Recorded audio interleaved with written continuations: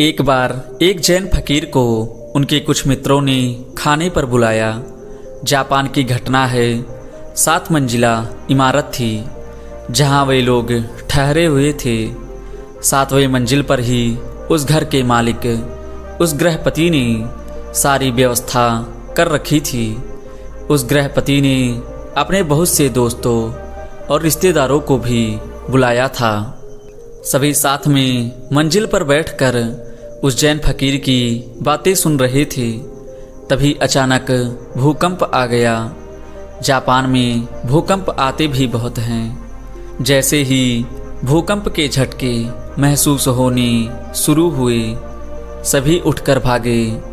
दरवाजे और सीढ़ियों पर बहुत भीड़ हो गई। 100 के करीब आसपास लोग थे। सभी भाग रहे थे। वह गृहपति भी भाग ही रहा था कि वह सीढ़ियों में फंस गया। तभी अचानक उसे याद आया कि उस कार्यक्रम के मुख्य अतिथि वे जैन फकीर तो कहीं दिख ही नहीं रहे हैं। कहीं वे कमरे में ही तो फंसे नहीं रह गए। वह उन्हें देखने वापस कमरे में गया। उसने देखा तो वह देखकर दंग रह गया। वे जैन फकीर तो पलथी मारे, आंख बंद किए, एकदम शांत चित्त से बैठे हुए थे। ऐसे लग रहा था कि जैसे बुद्ध की शांति से भरी प्रतिमा हो। चारों तरफ हाहाकार और हल्ला मचा हुआ था।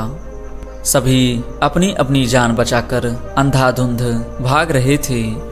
इमारत में भी भूकंप के झटके महसूस हो रहे थे, लेकिन यहाँ यह फकीर तो बिना विचलित हुए ध्यान में मग्न थे। उस फकीर के चेहरे की शांति उस गृहपति को अपनी ओर चुम्बक की तरह आकर्षित कर रही थी।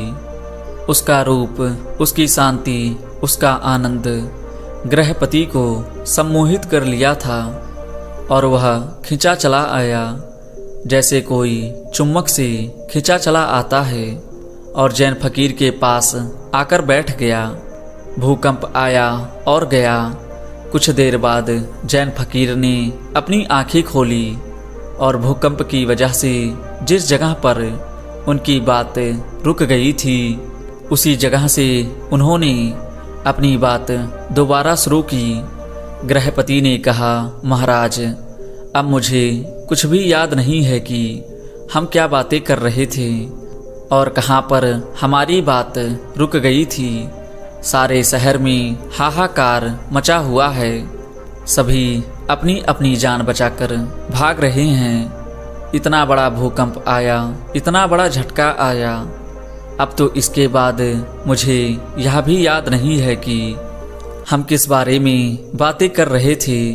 इसलिए आप कृपया करके वह बातें दोबारा शुरू ना करें, और अब मैं आपसे वह बातें पूछना भी नहीं चाहता हूँ।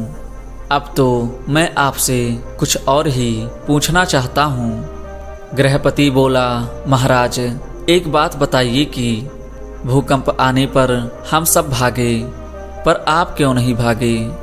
जैन फकीर ने कहा, भागा तो मैं भी था, लेकिन तुम सब बाहर की तरफ भागे और मैं अपने भीतर की तरफ भागा। जिसे जहाँ सुरक्षित महसूस हुआ वो वहाँ भागा। लेकिन मैं कहता हूँ कि तुम्हारा बाहर की तरफ भागना व्यर्थ था। भूकंप यहाँ भी है, भूकंप 6वीं मंजिल पर भी है, भूकंप 5वीं मंजिल पर भी है, भूकंप 4थी मंजिल पर भी है, भूकंप पूरे इमारत में है। 4थी मंजिल वाले भी भाग रहे हैं, 3री मंजिल वाले भी भाग रहे हैं, 2री मंजिल वाले भी भाग ही रहे हैं। जो सड़कों में हैं वह इमारत की तरह सुरक्षित स्थानों पर भाग रहे हैं। सब भाग ही रहे हैं। जिसे जहाँ सुरक्षित लगा वो वहाँ भाग रहा है। मैं भी भागा, अपने भीतर की तरफ भागा। मुझे अपने भीतर की तरफ भागना ज़्यादा सुरक्षित लगा। मैं अपने मन के भीतर एक ऐसी जगह जानता हूँ जहाँ कोई भूकंप पहुँच ही नहीं सकता। भूकंप तो छोड़ो, जहाँ कोई गम नहीं पहुँच सकता, क्योंकि उस अवस्था में पहुँचने के बाद डर नाम की कोई चीज़ नहीं बचती। मैं तुमसे झूठ नहीं कहूँगा कि मैं नहीं भागा। भागा तो मैं भी था, लेकिन तुम्हें दिखा नहीं होगा, क्योंकि मैं हाथ पैर से नहीं भागा। हाथ पैर से तो तब भागते हैं जब दूर भागते हैं, जब बाहर की तरफ भागते हैं, जैसे सारे लोग बाहर की तरफ भागे, क्योंकि यह सब एक ही तरह से भागने को जानते हैं। बाहर की तरफ भागना ही इनके लिए एकमात्र भागना है। लेकिन मुझे जैसे ही असुरक्षित लगा, मैं तुरंत ही अंदर की तरफ फिसल गया। और मैं तुमसे यह भी नहीं कहूँगा कि मैं डरा नहीं। मैं बहुत डर गया कि कहीं अपने भीतर पहुँचने से पहले ही मैं मर ना जाऊँ, कहीं मेरे भीतर पहुँचने से पहले ही यह इमारत गिर ना जाए। मैं चिंतित था कि कहीं ध्यान में पहुँचने से पहले ही यह इमारत मुझ पर गिर ना जाए। लेकिन जब मैं एक बार उस अवस्था में पहुँच गया, फिर मुझे कोई चिंता नहीं रही। फिर किस बात की मौत, फिर तो केवल मेरा शरीर मरता, क्योंकि मेरा मन तो ध्यान में था। मैंने ध्यान में ही जिंदगी को जिया है और मैं ध्यान में ही मरना चाहता हूँ। इसलिए जैसे ही मैं एक बार उस अवस्था में पहुँच गया, मैं निश्चिंत हो गया, क्योंकि मैंने अपने लक्ष्य को पा लिया था। मरने का क्या, मरना तो एक दिन सबको है, लेकिन कुछ ना समझ लोगों के लिए मृत्यु एक अभिशाप है। वह इसे गलत समझते हैं और इससे पीछा छुड़ाना चाहते हैं, जबकि सच्चाई यह है कि आपके जन्म से पहले जब आपने अपनी माँ की कोख में विकसित होना शुरू किया था, उसी क्षण से आपने मरना शुरू कर दिया था।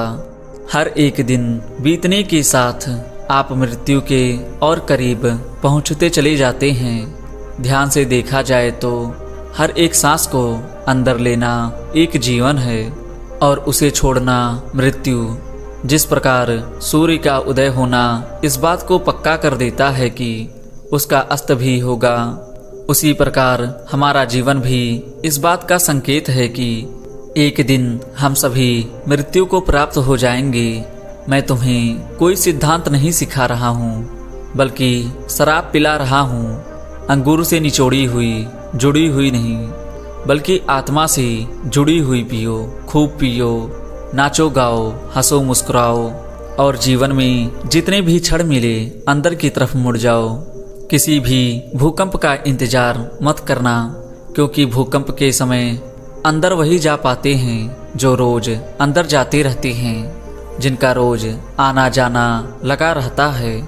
मैं अंदर जा पाया क्योंकि मैं रोज जाता हूँ और अंदर का यह रास्ता मेरे लिए परिचित था। यह मत सोच कर बैठो कि जिस दिन मृत्यु आएगी उस दिन ध्यान कर लेंगे, नहीं हो पाएगा। अगर जीवन भर धन की चिंता है तो मरते वक्त भी अंदर धन की चिंता ही चलती रहेगी।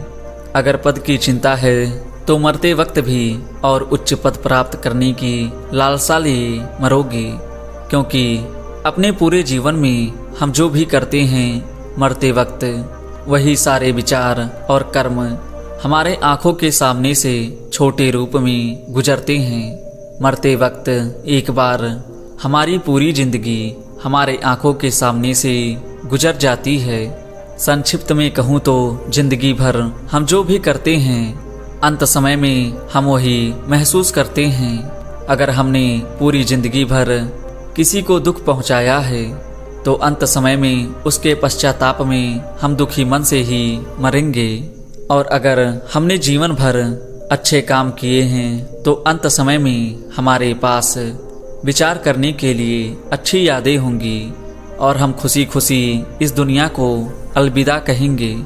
फकीर ने उस गृहपति से कहा, अगर तुम ध्यान में मरना चाहते हो तो ध्यान में जाना, ध्यान को जीना शुरू कर दो, ताकि मरते वक्त तुम्हें अपने भीतर जाने में तकलीफ ना हो और तुम ध्यान में ही इस दुनिया को अलविदा कहो।